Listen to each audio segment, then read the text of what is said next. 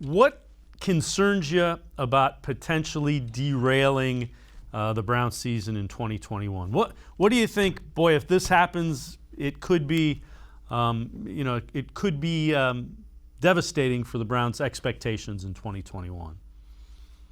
That's a good question. I mean, there's a couple. Obviously, the injury.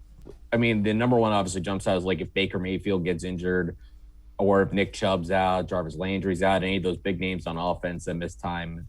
And thankfully, with as many injuries as the Browns had, those skill players outside of Nick Chubb were large. Outside Nick Chubb and Odell, I should say, most of those other guys were able to stay healthy. The thing that concerns me is just Myles Garrett. I think we saw how hard it was for him to kind of get his conditioning back after contracting COVID-19. Obviously, he seems like he looks in great condition, great shape. That was something he worked on all throughout the offseason. You just worry,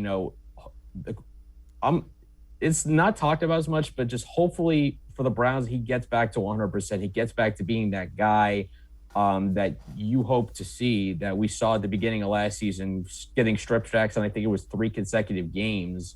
If he could be that, or even 80 to 90% of that, the Browns defense should be just fine. It's, can he get there? And maybe I'm in the minority of people that are like worried about this, but for that to be, that's really the only question I have, about Myles. Although I could be wrong, and by week 1 he could have 2 sacks, and then I would pretty much have nothing else to say about that.